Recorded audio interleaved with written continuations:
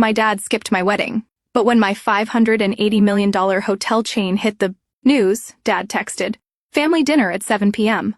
Important discussion." Ish showed up with the, my dad didn't just miss a birthday or a school ceremony. He missed my wedding. The one day I begged him to show up. The one day his absence echoed louder than the vows I spoke. I remember standing at the end of the aisle, my bouquet trembling, staring at the empty chair where he should have been. No text, no excuse, just silence. The kind of silence you carry for years. I told myself I was done needing him, done hoping he'd ever choose me.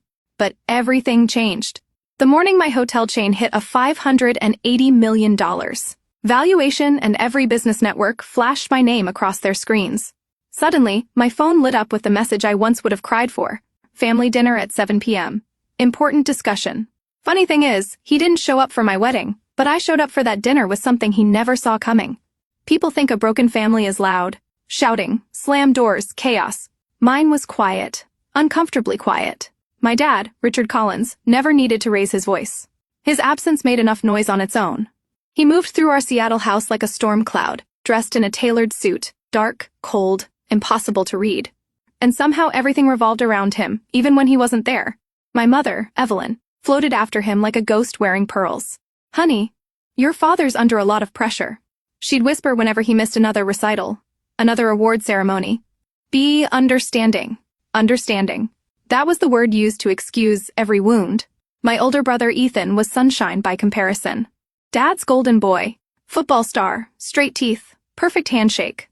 The son my father proudly introduced to his business partners while I lingered behind with my notebooks and quiet dreams.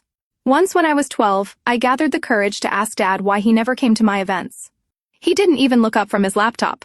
"Because Hannah, I'm building a future for this family. You should be grateful. Grateful for being invisible." I learned young that love in my house came with conditions, and I never seemed to meet them. So, I did what forgotten daughters often do. I built a world inside my own head, one where I would someday earn a place in his line of sight. I just didn't know that to finally be seen, I'd have to become someone entirely different. People like to say, your wedding day is the happiest day of your life. Mine started that way until it didn't. I remember standing in the bridal suite, veil pinned, lipstick perfect, hands trembling just enough to betray the calm I tried so hard to fake. Every few minutes, I checked my phone. Not for texts from friends, not for last-minute vendor updates, but for one message. One simple line from Dad. "I'm on my way." It never came. 10 minutes before the ceremony, my screen lit up. My heart leaped until I saw the sender. "Dad, can't make it. Important meeting." No apology, no explanation, just another transaction-like message. As if skipping my wedding was equivalent to postponing a conference call. My breath caught, but I smiled for the bridesmaid's sake. I'd learned long ago how to hold pain quietly. When the doors opened and the music began, I walked down the aisle alone. Guests whispered, assuming maybe it was symbolic, some modern, empowered statement. Daniel, my husband, reached for my hands when I arrived at the altar. His eyes softened. "Hannah," he whispered, "you don't have to pretend you're okay." That was the worst part. I had been pretending for so long that I wasn't sure if I knew how to stop. After the reception, when the laughter faded and the lights dimmed, I sat beside Daniel on the hotel balcony overlooking the city. "He could have tried," I murmured. "One day," Daniel said gently. "He'll regret it." I wasn't so sure. In that moment, looking at the empty streets below, something inside me shifted. Not a clean break, more like a slow, silent unraveling. I finally understood. If my father couldn't show up for my wedding, he'd never show up for anything that didn't benefit him. What I didn't know was that he would show up, but only when I became worth $500 million. After the wedding, something hardened in me. Not bitterness, but resolve. If Dad's absence taught me anything, it's that waiting for approval is a slow form of self-destruction. So, I stopped waiting. I dove headfirst into the only thing that ever made sense to me, hospitality. Not the dusty old motel Dad glorified, but modern, intentional spaces, places where people actually felt seen. My first property was a disaster, a past its prime lodge outside Portland with mold under the wallpaper, and carpets that smelled like rain-soaked socks, but it was mine. The bank manager looked at me like I was insane when I signed the papers. "You sure about this?" he asked, a polite way of saying, "You're too young, too inexperienced, too female?" I simply nodded. I'm sure what I didn't tell him was that failure wasn't an option, not when every part of me needed to prove I wasn't the fragile, emotional daughter my father dismissed. So, I scrubbed floors at midnight, wrote marketing plans at dawn, hired staff only when I could afford them, which wasn't often. Some nights, I slept behind the front desk on a blanket because going home felt like admitting defeat. During one brutal winter storm, when the power went out across the whole property, I spent 4 hours in the freezing dark guiding guests with a flashlight and apologizing for things I had no control over. I cried exactly once quietly in the boiler room before wiping my face and getting back to work. By year 3, that old lodge had a waiting list every weekend. By year 5, I expanded to 2 more locations. Intimate, minimalist, eco-focused retreats that travelers raved about online. Investors called. Interviewers requested features. Competitors tried to replicate my model. But my father, not a word, not a text, not even a secondhand comment from Ethan. It was like building a skyscraper in the middle of a desert.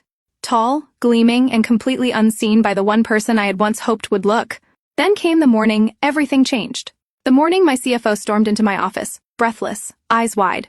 "Hannah," she said, her voice trembling. The valuation came in. I felt my pulse spike. "Well," she grinned. "580 million. I froze, not out of shock, but because the first image in my mind, I was that empty chair at my wedding. And for the first time, I didn't feel the urge to cry. I felt powerful. What I didn't know was that miles away, my father had just read the same headline. And for the first time in years, he finally remembered he had a daughter. The morning the valuation hit the headlines, my office buzzed like a beehive. Every phone rang. Every email notification pinged. Every congratulatory message from partners, investors, journalists. It all blurred together in a warm, surreal haze. But the moment I'll never forget is much quieter. I was alone in my office staring at the city skyline through Florida to ceiling windows when my phone buzzed again. I thought it'd be another reporter, maybe a friend. It wasn't. Dad. For a moment, I couldn't breathe. He hadn't texted me in almost 3 years. With a shaky hand, I unlocked my phone. "Dad, family dinner at 7 p.m., important discussion." "No. Congratulations." "No. Proud of you." Not even my name. It read like a command, like I had been summoned to a board meeting. I stared at the screen so long my eyes blurred. Daniel walked in with 2 coffees and paused when he saw my face. "What happened?" I showed him the message. His jaw tightened. "He didn't reach out when your company hit 10 minutes. Not at $50M. Not even at $200M, but $580 meters. I swallowed. "He wants something." "Then don't go," Daniel said gently. But the thing is, I had to go. Not for him, for me. I needed to see what he looked like when he finally realized I no longer needed his approval.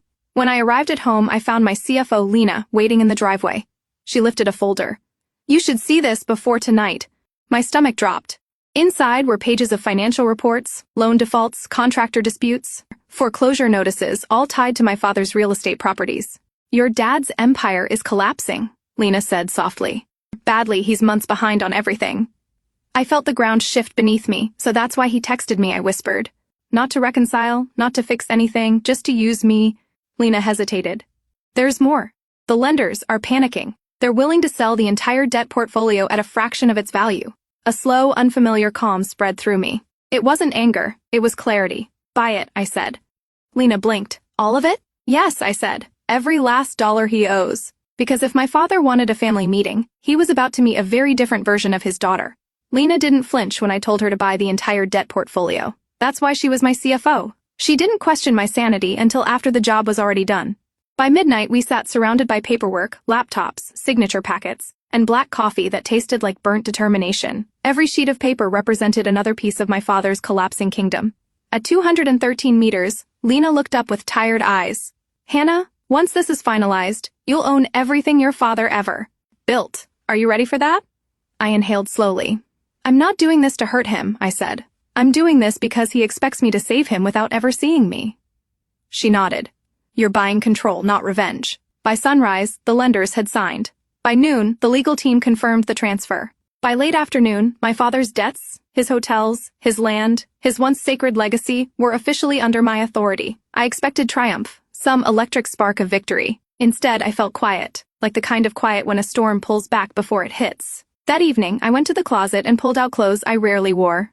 A fitted black dress, a tailored coat, heels that made my posture straighten with unintentional authority. This wasn't about looking powerful. It was about no longer shrinking. Daniel watched me fasten my earrings. "You're nervous," he said gently. I didn't deny it.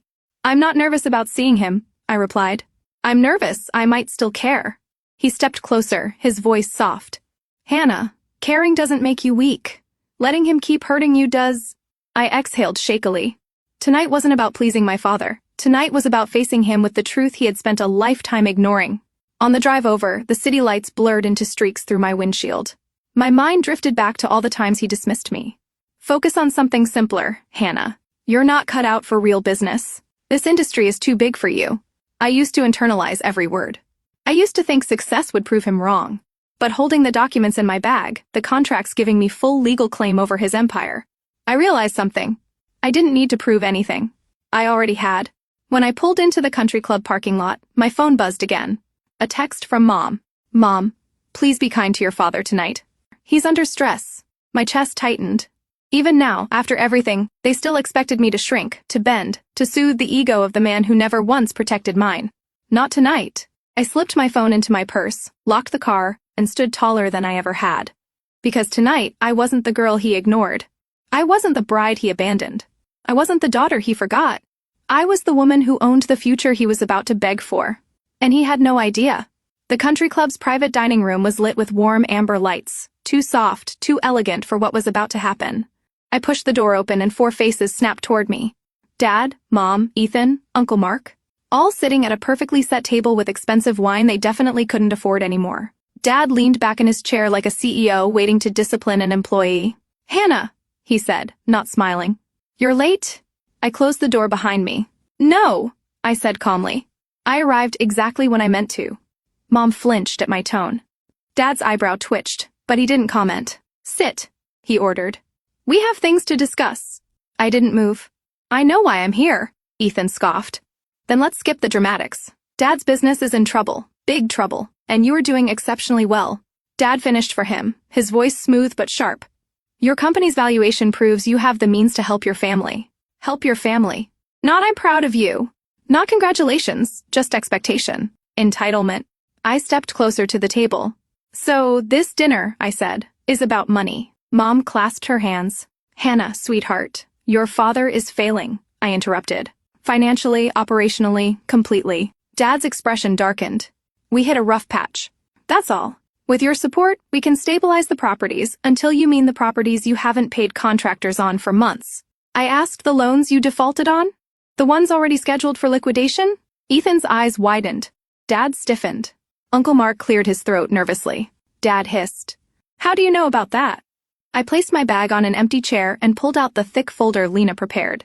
Because, I said, sliding it across the table. I now own every dollar of your debt. Dad blinked. What? What did you just say? Ethan grabbed the folder, flipped it open, and his face drained of color. Dad, he whispered. This is real. She bought everything. Mom clutched her chest. Oh my God, Hannah, why would you do that? Dad slammed his palms on the table. How dare you interfere in my business? I remained steady. You summoned me here for help. This is help. This is control. Dad roared. You're trying to take what's mine. I met his fury with complete stillness. I didn't take it. You lost it. I just got there first. Ethan stood. You're unbelievable. Dad built everything we have. Everything you have. I corrected. I built mine on my own. Mom was crying now. Hannah, please. Your father is under so much pressure. He's been working so hard. I snapped. He didn't even come to my wedding. Silence slammed into the room. Dad's jaw tightened. That was unfortunate timing. No, I said sharply. Unfortunate timing is traffic. Missing your daughter's wedding is a choice. Have like you can mated Kinston was mean. He opened his mouth to speak, but I cut him off. This isn't about family. It's about money. You ignored me for years until I became valuable.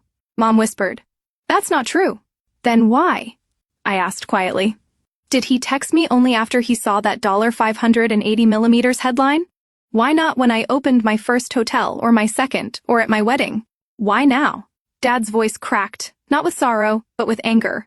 You owe this family. I slammed my hand on the table so hard the wine glasses rattled. I owe you nothing. They all froze. My voice was shaking but strong. I begged for your love for years. I worked myself into the ground trying to become someone you'd finally show up for. And when I succeeded on my own, you didn't congratulate me. You summoned me. Dad's eyes narrowed. So what now? You want to humiliate us? Destroy everything I built. I reached into the folder and pulled out a single envelope. I'm giving you a path out, I said. 30 days to vacate all properties. After that, my company takes full operational control. Mom sobbed. Please, Hannah, don't do this. Dad stared at me, not with fatherly sadness, but with the stunned realization that he no longer held power over me. You're no daughter of mine, he whispered. Finally, the truth spoken aloud. I straightened my posture, lifted my chin. No, I said quietly. And you made sure of that years ago. Then I picked up my purse, turned my back on all of them, and walked toward the door. Behind me, chairs scraped. Someone shouted my name. My mother wailed, but nothing touched me. For the first time in my life, I wasn't leaving, wishing they'd follow me. I was leaving knowing they couldn't stop me. The night air hit me like a wave the moment I stepped outside the country club. Cool, open, free. For a second, I just stood there on the stone steps, my chest rising, and falling as if I had been underwater for years and finally surfaced. Behind the doors, I could still hear muffled yelling. My father furious, my mother crying, Ethan trying to salvage whatever scraps of control they thought they still had. But none of it reached me. Daniel was waiting in the car. When he saw my face, he didn't ask what happened. He just took my hand as I slid into the passenger seat. You okay? He asked softly. I stared out the window at the glowing waterfront lights. I thought it would hurt more. Did it? I shook my head. It felt like walking out of a prison I didn't realize I'd been serving a life sentence in. The next morning, sunlight flooded my kitchen, warm and gentle, nothing like the harsh office lighting I'd grown accustomed to. The folder containing every document from last night sat on the counter. Before, I would have dreaded opening something like that. Now, it looked like freedom bound in paper. Lena called at 9 a.m. The transition is complete, she said. You're officially in control of all assets. I closed my eyes, letting that reality sink in. Not the ownership, not the power, but the finality. Thank you, I whispered. She hesitated. Are you doing okay? Really okay? I surprised both of us by smiling. I think I've never been better. The next weeks were a blur of movement, but different from before. Lighter, steadier. I toured each of Dad's failing properties with my team where he saw crumbling walls, outdated decor, stained carpets. I saw a possibility. We can turn this into a wellness retreat. I told the designers, make it calm, healing, intentional. It felt symbolic, transforming the ruins of my father's empire into places built on peace, not power. One afternoon, as I stood in the lobby of what would soon become our flagship retreat, I caught sight of my reflection in the glass. Door, black blazer, hair pulled back, eyes steady. Without fear or doubt, a woman who outgrew the smallness she was raised in. I didn't look like the girl who once cried alone in a bridal suite, waiting for a father who never came. I didn't look like the daughter who begged for love that always came with conditions. I looked whole. My family didn't contact me, not once. But the silence didn't sting this time. It simply existed like background noise in a place I no longer lived. Ethan posted vague quotes on social media about betrayal. Mom left 2 voicemails crying but never apologizing. Dad, nothing. His pride was too loud for words. And yet, for the first time, their reactions didn't pull me back into old wounds. They didn't define me. They didn't matter because I finally understood that walking away wasn't abandonment. It was self-rescue. It was giving myself what my father never gave me. Permission to choose a life not shaped by his absence, but by my presence. People assume that success heals every wound. That once your name appears on headlines beside a number like $580 million, all the emptiness disappears. But that's not how healing works. That's not how love works either. The truth is, nothing changed the day my company hit that valuation. Not really. What changed was the moment I walked out of that country club, leaving behind the voices that had shaped my childhood. The expectations that had crushed my confidence, the silence that had followed me into adulthood like a shadow. For the first time, I didn't walk away wishing things had been different. I walked away accepting that they weren't. And that acceptance felt liberating. A few weeks later, I visited one of the newly renovated properties. Soft music played in the lobby. Sunlight filtered through warm oak paneling. Guests laughed quietly over tea. It felt peaceful, like a place built for someone who had spent too many years holding her breath. My breath. Daniel joined me by the window, slipping his hand into mine. Looks like a fresh start, he said. I nodded, watching the wind sway the trees outside. It is, I whispered. Not for the business for me, because I finally understood something I had chased my entire life without realizing. Love that has to be earned is not love. Family that only appears when you're useful is not family. And approval that comes with conditions is not approval at all. I didn't need to fix my father. I didn't need to win him. I didn't need him to see me. I needed to see myself. So if you ask me what the real turning point was, it wasn't the valuation. It wasn't the debt acquisition. It wasn't even the dinner showdown. It was the moment I realized I wasn't broken for wanting a father who could never be one. I was human. And the moment I chose myself over the people who kept choosing my usefulness, I didn't lose a family. I reclaimed my life. And that was worth more than $580 million.